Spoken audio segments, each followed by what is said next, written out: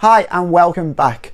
So before I get into the main topic of this video, I just want to catch up on some things that have happened since I put my last video up about Trump backing down or exempting products from the tariff. So yesterday in my video I mentioned how Donald Trump had exempted a lot of electronics goods, laptop computers, phones and semiconductor parts from the tariffs. Now this news was quite big news, and it seemed to be a sign that Trump had come under pressure from some of the tech industry.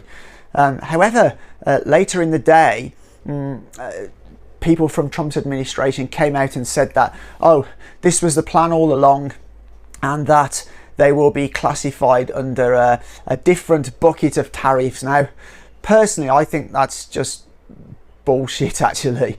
I think they pedaled back, and they're kind of just trying to cover themselves for what they've had to do.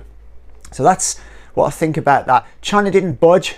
China have basically says it's a small step to undoing the mistake that the US have made. I think China won't remove any tariffs. They may, but my opinion is they won't. They will continue with their 125% tariffs. After all, China are much better prepared than the US for this.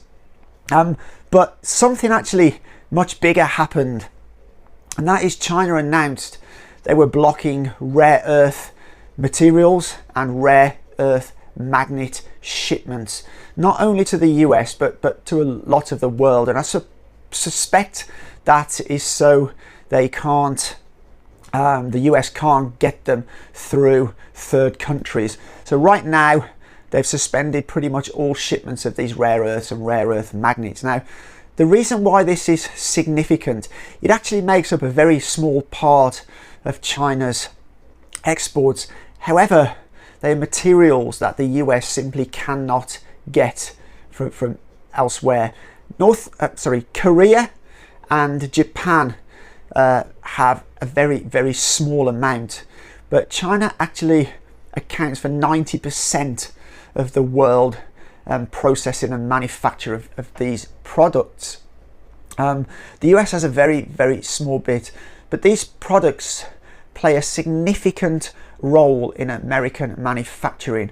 They're used in many high-tech industries. So they're used in semiconductor manufacture, they're used in aerospace manufacture, they're used in car manufacture, they're used in other electronics manufacture, and crucially they're used in military applications. They're used in missiles and things like this. And as I've previously mentioned, the CEO of Raytheon, which is one of America's largest military contractors, has basically said a few months ago that without China, they can't manufacture any of their stuff. So this is really crucial.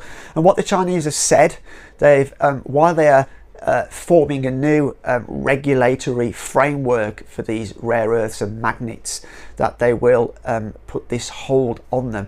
Now, I suspect what they want to do, they're going to very carefully come up with a strategy so that they can supply these products to certain countries, but they want to make sure that America don't get their hands on them. And I think this is what you'll see more of China doing. China have many cards to play, and really they haven't played many cards yet. This notion that Trump has that Xi Jinping will get on the phone and sort of deal, I think he needs to forget about that, because that's just not going to happen. But the crazy thing about this, it's basically reported that American companies don't have stockpiles of these things, because basically they don't want to tie up money stock in these rare earth materials and magnets. Japanese companies tend to hold stockpiles because China put a similar ban on Japan over a dispute. I think it was in 2017, and ever since then Japan, to protect themselves from these kind of things, have held stockpiles.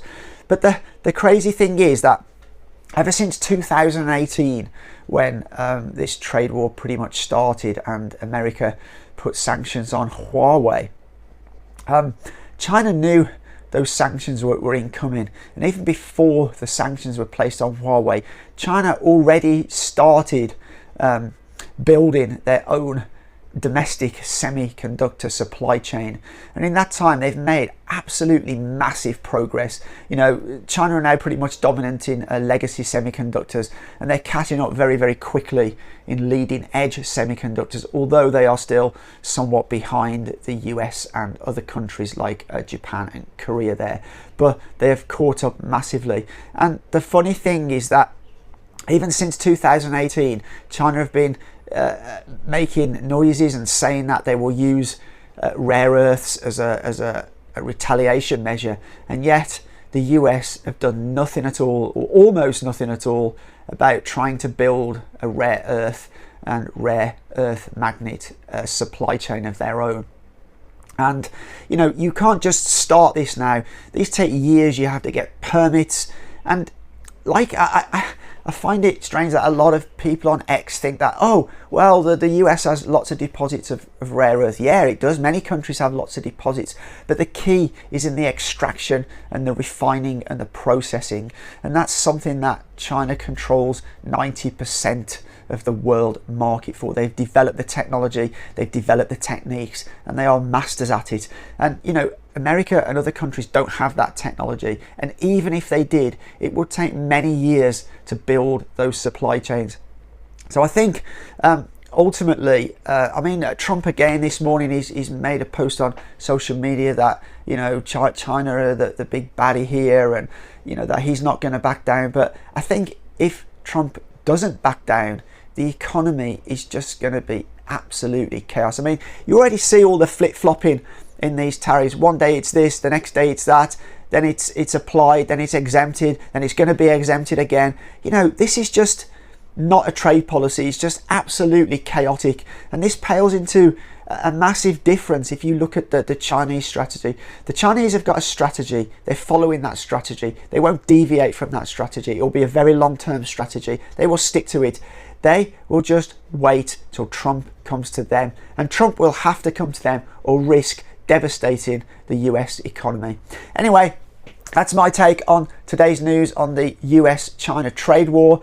Let me know what you think in the comments. But as always, have a great day. For now, take care.